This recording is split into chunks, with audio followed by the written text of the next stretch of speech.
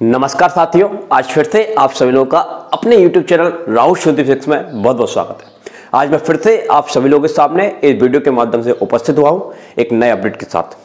हाल ही में चल रही मध्य प्रदेश पुलिस परीक्षा 2022 में गवर्नमेंट ने काफ़ी ज़्यादा बदलाव किए हैं, बहुत सारे नियम लागू कर दिए हैं। अब वो कौन कौन से नियम हैं वो सब मैं आपको इस वीडियो के माध्यम से बताने वाला हूँ। जैसे कि आज के टॉपिक में हम बात करेंगे कि रोस्टर नियम क्या है, इसके फायदे क्या है, इसके नुकसान क्या है, इसके होने से क्या फायदे थे, इसके ना होने से क्या फायदे क्या नुकसान है। दूसरा हम बात करेंगे आरक्षण नियम की बात करेंगे। तीसरा हम बात करेंगे पोस्ट के बारे में बात करेंगे। और चौथा हम बात करेंगे जो बहुत सारे अभ्यर्थी अभी तक एग्जाम दे चुके हैं, उनको ये डाउट है कि इस बार हमारे जो मार्क्स आए हैं उन आंकड़ों के अनुसार कितनी कट ऑफ जाएगी, क्या हमको फिजिकल की तैयारी करनी चाहिए या नहीं करनी चाहिए, उसके बारे में भी हम अंत में डिस्कशन करेंगे। ठीक है, तो आज हमारे ये सब टॉपिक रहेंगे। ये सारे के सारे टॉपिक मैं आपको बिल्कुल डिटेल में इस वीडियो में बताने वाला हूं। तो ये वीडियो सभी अभ्यर्थियों के लिए काफी इंपॉर्टेंट एंड यूजफुल है।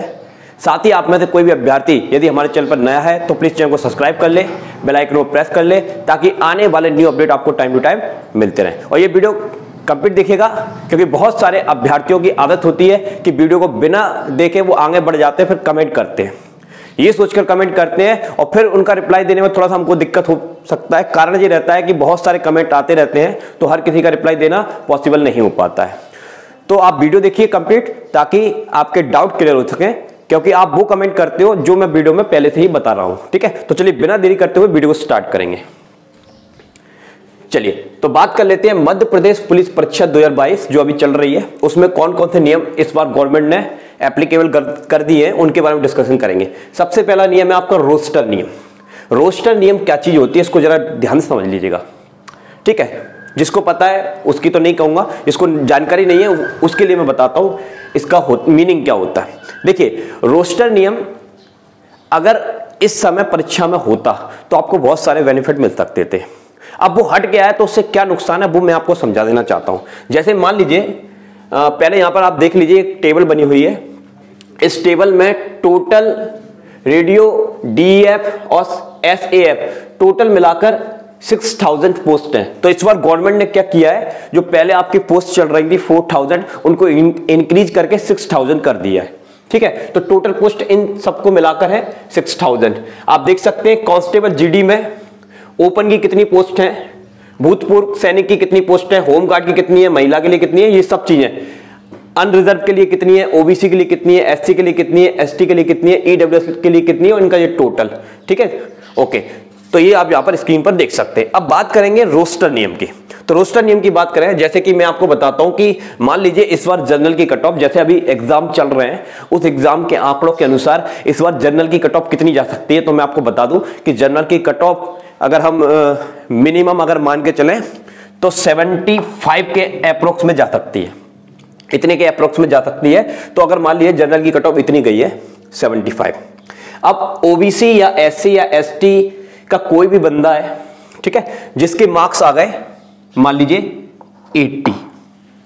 80 मार्क्स आ गए, जनरल की इस बार कट ऑफ गई है 75 और ओबीसी एससी किसी भी कैटेगरी में से किसी के मार्क्स आ गए 80।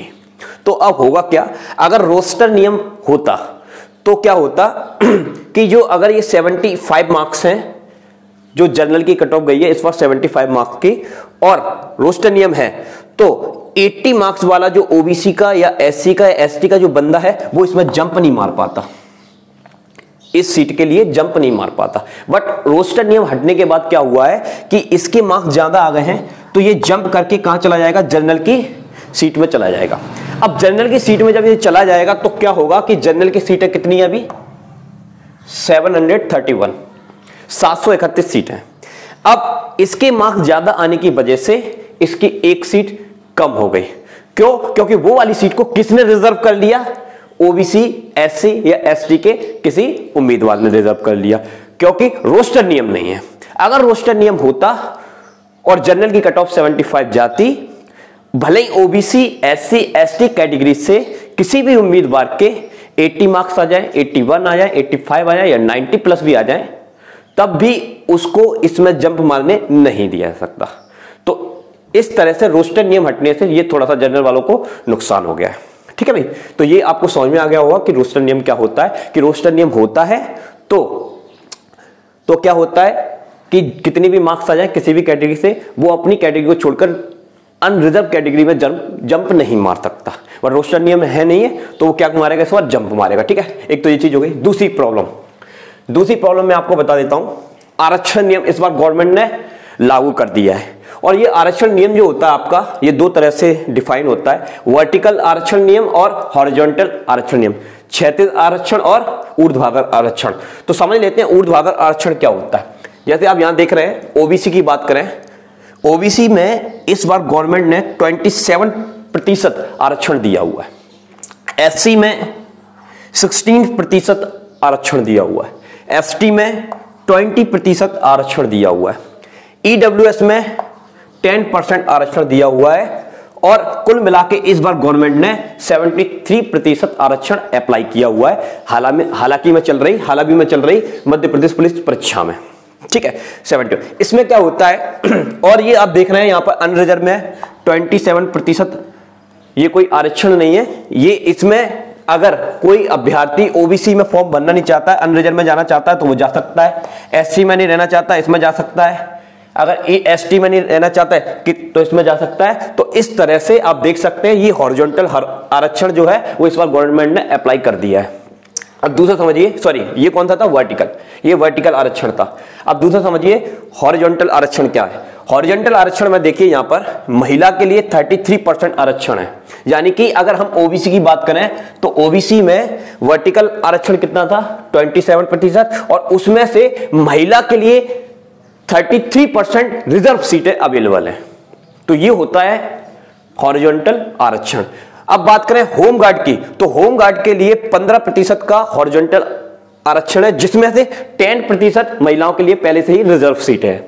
उसके बाद करें भूतपूर्व सैनिक की, उसमें 10% का आरक्षण है, और ओपन में तो है ही, उसमें तो कोई भी जा ही सकता है। तो ये मैंने आपको बताया रोस्टर नियम और आरक्षण नियम दोनों तरीके से। अब बात करें पोस्ट की, तो स्टार्टिंग में ही आपको बता चुका हूं कि गवर्नमेंट ने इस बार पोस्ट को इंक्रीज कर दिया है, इंक्रीज करके 4000 से 6000 कर दिया है। ठीक है, अब बात करें कट ऑफ कैटेगरी वाइज मैं आपको बताने वाला हूं अभी तक के एग्जाम के आंकड़ों पर आधारित क्या कट ऑफ रहने वाली है, तो उसको जरा ध्यान से समझेंगे।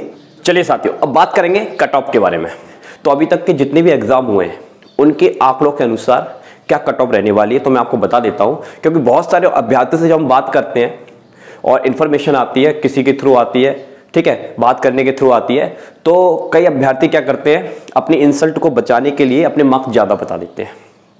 किसी के 40 आ रहे हैं 70 बता दिया, किसी के 50 आ रहे हैं 85 बता दिया, तो इस तरह से वो ज्यादा मार्क्स बता रहे हैं। लेकिन अभी तक के जो एग्जाम हो रहे हैं उनके अकॉर्डिंग अगर हम बात करें तो पेपर का डिफिकल्टी लेवल काफी ज्यादा है, तो उस वजह से इतने मार्क्स नहीं आ पा रहे अभ्यर्थियों के।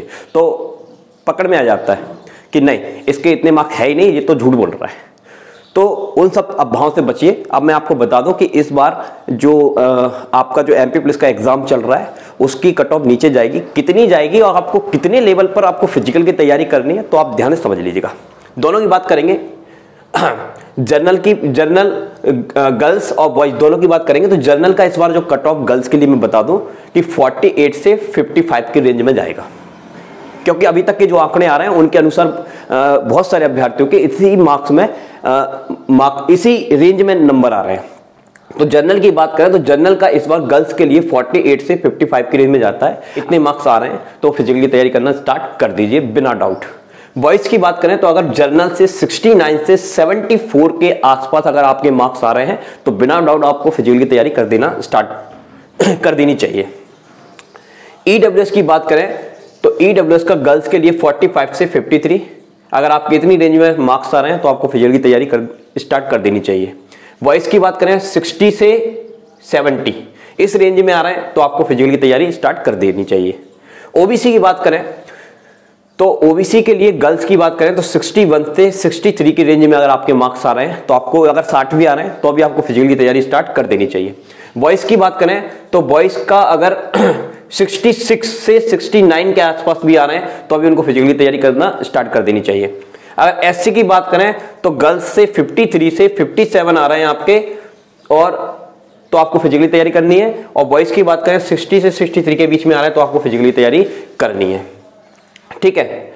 और एसटी की बात करें तो अगर आपके 45 से 48 आ रहे हैं और बॉयज की बात करें 54 से 57 आ रहे हैं तो आपको फिजिकली तैयारी करना स्टार्ट कर देनी चाहिए। तो आज की वीडियो में इतना ही। यदि वीडियो पसंद आए तो प्लीज वीडियो को लाइक कर दें। यदि आप में से किसी भी अभ्यर्थी को कोई भी डाउट आता है तो मैं डिस्क्रिप्शन में अपना टेलीग्राम का लिंक दे दूंगा, वहां पर जाके आप मेरे को फॉलो कर सकते हैं। लव यू दोस्तों, गुस्सा नहीं होना। जय हिंद।